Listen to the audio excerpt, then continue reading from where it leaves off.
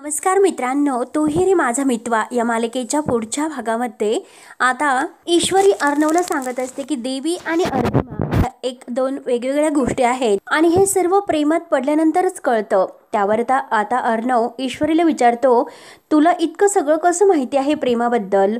त्यावर आता ईश्वरी विचारते की का, तर अर्णव तिला विचारतो की कधी तू कुणावर प्रेम केलंस का? ईश्वरी लाजते आणि अर्णवला म्हणते की हे बघा सर, उगाच मजाक करू नका। त्यावर आता अर्णव म्हणतो की अगं खूप सिरियस आहे, करून दे ना तुझ्यावर प्रेम।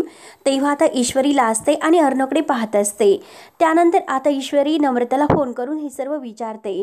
तर आता नम्रता तिला सांगत असते, सरांना जर तुला ट्रिक द्यायची असेल तर मात्र त्यांनी तुझा विचार करायला हवा आणि कसं वागतात सर अगं तुझ्याशी। आता मात्र मुद्दाम नम्रता ईश्वरीच्या मनातील काढून घेण्यासाठी आता हे सर्व म्हणत असते।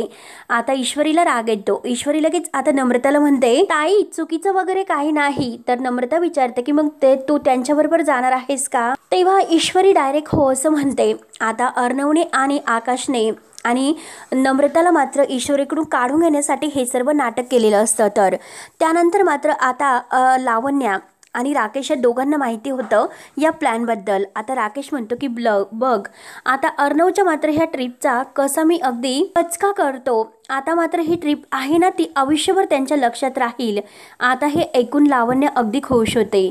तेव्हा मित्रांनो आता ह्या अगदी ईश्वरी आणि अर्णव ह्या दोघांमध्ये आता जरीही राकेश आणि लावण्य या दोघांनी काहीतरी खेळ करण्याचा प्रयत्न जरी केला तरी सुद्धा आता ईश्वरी आणि अर्णव ह्या दोघांना एकमेकांच्या प्रेमाची अगदी खरी ओळख होऊन दोघं आता एकमेकांना प्रपोज कसं करतात हे पाहण्यासाठी आता आपल्या चॅनलला नक्की सबस्क्राईब करत राहा। धन्यवाद।